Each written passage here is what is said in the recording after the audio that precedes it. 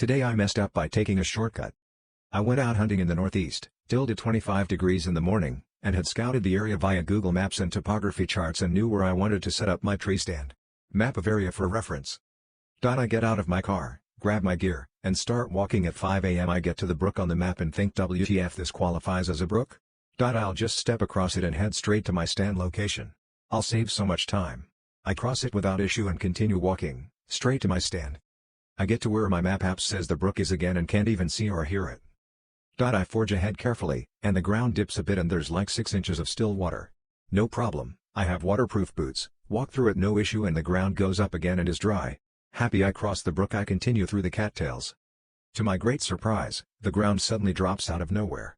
One step and I find myself nearly chest deep in freezing water, along with the 75 pounds of gear I have on me as well. Freaking out slightly, I turn around and struggle to pull myself out of the marsh. I clamber out and make my very best attempt at running out of the tall grass and cattails. Given the gear on my back, my soaked pants and partially soaked coat, my water-filled boots, and my general panic level, it was not a very good attempt, and I fell 4 or 5 times as I made my way the 30 feet back out of the thick grass. I get out though, take off my orange vest, my boots, my socks, and start ripping open hand warmers to stick between my feet. I sit there contemplating my life decisions for a while, occasionally trying to squeeze some water out of my clothing or swing a sock around. The sun starts to rise and I realize I lost an arrow in the whole mess. Fuck, I cannot leave a razor-sharp broadhead lying around for someone to accidentally encounter. I put 2 hand warmers on each foot and pull my wet socks back on over them, and shove my feet back in my boots. I make my way back into the marsh to search for my arrow. Thankfully I find it fairly quickly. I'm stubborn as hell though, and make the decision to not cut my trip short. I continue to my location, though I get there an hour late at 7, and climb up a tree. As water is squeezed out of my pants into my boots, every 30 minutes or so I take them off and empty another cup of water on the ground. Which could very well be part of why nothing came close to me.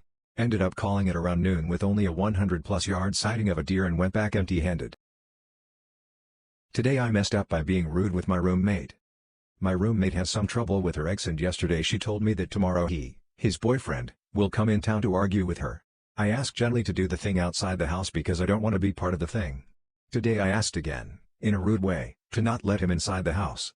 This evening we argued about the thing and she told me that I'm an egoist and the only reason she wanted someone, me, who could protect her, just in case. Then she told me that she, yesterday, changed her idea and wasn't about to invite him in our home. I'm an idiot, and I regret every word I told to her. I ruined a good relation just because I was more focused on my point of view.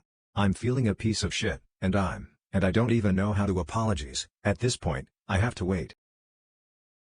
Today I messed up by not recognizing the signs of a woman hitting on me. Haven't been out of the house in a while, WFH, and went out with my brother to a local bar that we used to go to all the time when we were younger. I needed to wee and this bar has a men's and women's bathroom. The men's is almost always occupied so I snuck into the women's to take a quick wee. When I exited, an attractive woman jokingly gave me a hard time about weeing on the seat. I rolled my eyes and laughed and walked back to my seat.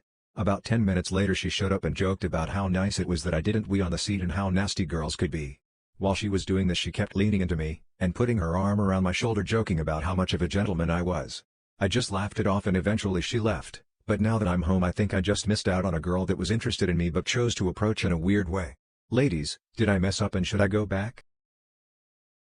Today I messed up by not realizing I had a gambling problem. I was an avid TIFU player, and at the time, when you unboxed a crate, the most common items were strange weapons, some normal hats and even some normal weapons, I think.